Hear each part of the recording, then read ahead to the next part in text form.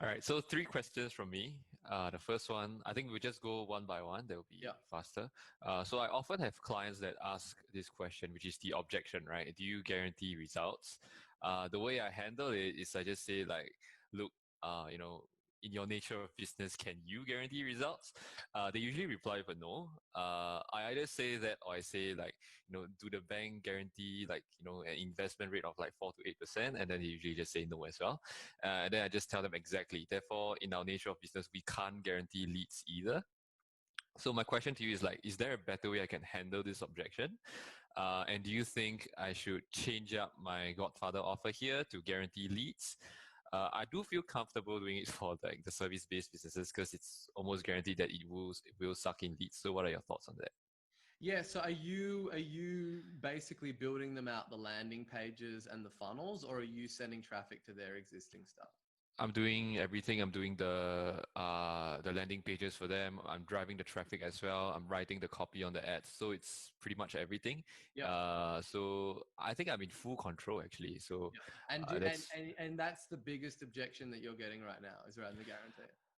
uh I would say about 30% of the objections are like, can you guarantee results? I think it's a stall. I don't think that's the real thing. Like the real thing is most likely the money, but they just trying to masquerade it as this thing. But I'm trying to like work around this thing so that Look, if that's only yeah. 30% of the objection, then you don't, that's not the main burning problem that you want to solve, right? Because it's not the small hinge that's going to swing the biggest door.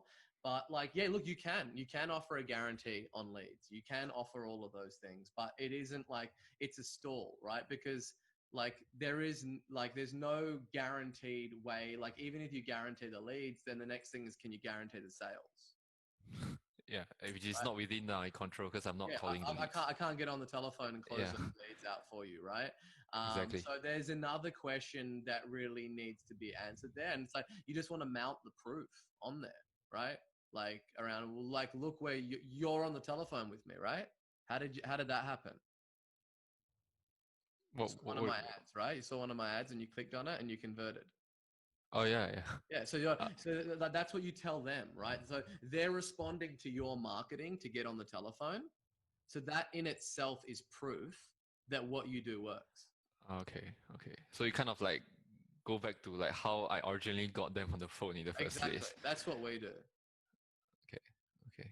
Yeah. Okay, I'll try that. So in terms of the scalability, right? Let's say I were to guarantee the leads itself, how do you scale it? Because for like different niches, obviously the cost per lead will be higher, Yeah. whereas like for niches that are like less competitive, you would definitely get more leads because it's less competitive. So Yeah, look, how do that's you a make it road. scalable? I can only give you advice on things that I have done. And we haven't gone down the road of guaranteeing a certain number of leads with the model that we have gone down. If we Mm, had built a digital marketing agency that, for instance, just helps property developers or home builders, we would have that. But because we have clients, in 416 different niches, like there's so many variables that impact those things. mm. Okay.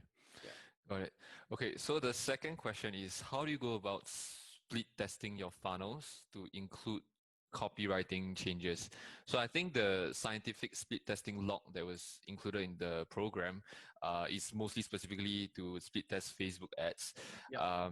But how do you document the changes in the landing page itself in terms of Yep. the So we copywriting? we we we basically run Google experiments for the split testing, and then we annotate Google Analytics.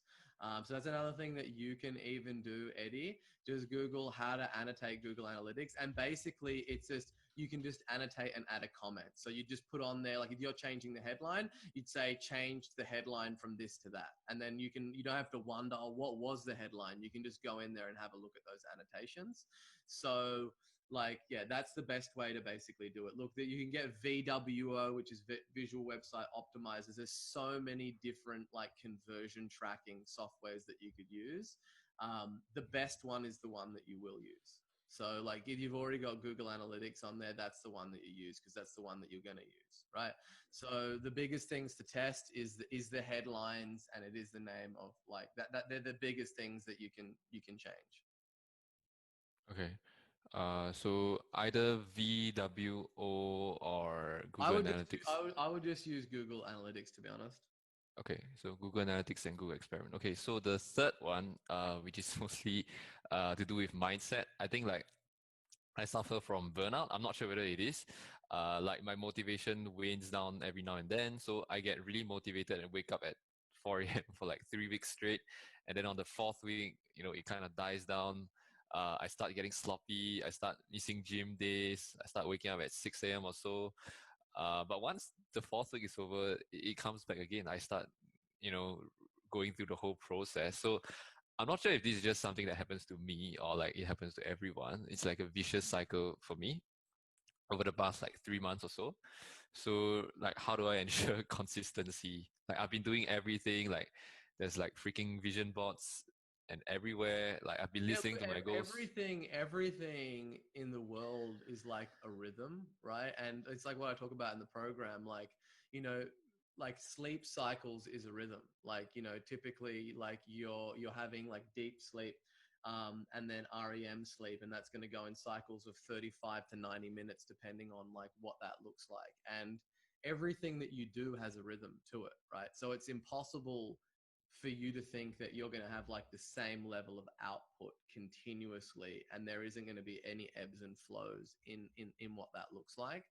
But the way that you want to look at it is controlling like the micro rhythm. So if you find that you're burning out every 3 weeks, right, then maybe that you need to put more things each day that are going to attribute to your like whole renewal system, right? Maybe that you need more sleep.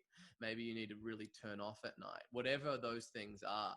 And you just want to keep going and split testing them. It might be that every 4 weeks you need to have a 3-day or a 4-day weekend, right? It's like it's different from everybody, but you just need to find what that balance is for you that keeps you optimized. Like for me, it's like I work in 90-day sprints, and then I want to take a holiday every 90 days, right? That's what is the thing that works the best for me. So I know that I can throw down ridiculously hard for 90 days and then go and take a week off. But that's what works for me. You have to find out what works for you. But yeah, so it's about, for me, the sauna, the running, all of that kind of stuff, that all helps with keeping my energy high. And you've got the Aura Ring, which is awesome. And you just like with marketing, you run split tests with your own individual self to find out what is it that works for you. What's the best amount of sleep? What's the best kind of diet, exercise? What do you do on the weekends? And you just slowly remove things and add things until you're like, yeah, this is good. This is sustainable. Because there's no point going really hard for 3 weeks and then writing off an entire week, right? You'd rather go like a little bit harder, a little bit less harder in those 3 weeks. So you don't have to write off a whole week. Maybe you only have to write off an additional day. But yeah, that's the best piece of advice I've got around that. Sure. All right. I think that's pretty good advice. I'll go and try that out. Awesome. Split test a bit more. So yeah. Cool. Well, I've got to run, guys. I hope you enjoyed this.